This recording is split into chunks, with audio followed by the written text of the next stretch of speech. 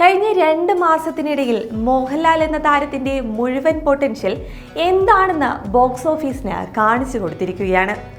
ഇൻഡസ്ട്രിയിലെ ഏറ്റവും ചിലവേറിയ ചിത്രമായി എത്തിയ എമ്പുരാൻ കേരള ബോക്സ് ഓഫീസിലെ സകല റെക്കോർഡുകളും തകർത്തിരുന്നു. പിന്നാലെ എത്തിയ തുടരും മികച്ച പ്രതികരണങ്ങൾ സ്വന്തമാക്കിയതോടെ മോഹൻലാൽ തന്റെ വിശ്വരൂപം പുറത്തെടുത്തിരിക്കുകയാണെന്ന് തന്നെ പറയാം.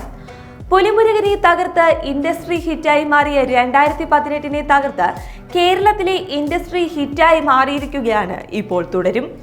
കേരളത്തിൽ നിന്ന് മാത്രം 90 കോടി കളക്ഷൻ സ്വന്തമാക്കിയാണ് മോഹൻലാൽ തന്നെ താരസിംഹാസനം വീണ്ടെടുത്തിരിക്കുന്നത്. ഇതോടെ പല നാഴികക്കല്ലും മോഹൻലാൽ താണ്ടിയിരിക്കുകയാണെന്നും പറയാം. കോവിഡിന് മുമ്പ് കേരള ബോക്സ് ഓഫീസിൽ നിന്ന് മോഹൻലാൽ നേടിയ പല റെക്കോർഡുകളും കോവിഡിന് ശേഷം മറ്റുള്ളവർ സ്വന്തമാക്കിയിരുന്നു. ആദ്യ ദിന കളക്ഷൻ റെക്കോർഡ് ലിയോ സ്വന്തമാക്കിയപ്പോൾ 2018 പുതിയ ഇൻഡസ്ട്രി ഹിറ്റായി മാറി. ഏറ്റവും അധികം കളക്ഷൻ നേടിയ സിനിമയെന്ന നേട്ടം മഞ്ഞുമൽ ബോയ്സും സ്വന്തമാക്കി.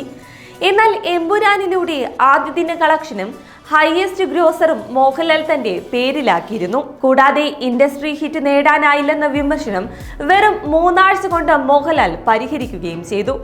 അങ്ങനെ വെറും ഒരു ഫാമിലി ഡ്രാമയിലൂടെ ഇൻഡസ്ട്രി ഹിറ്റ് നേടിയ മോഹൻലാലിന് മുൻപിൽ ഇനി ബോക്സ് ഓഫീസിൽ എതിരാളികളില്ലെന്ന് ഏറെക്കുറെ ഉറപ്പായിരിക്കുകയാണ്.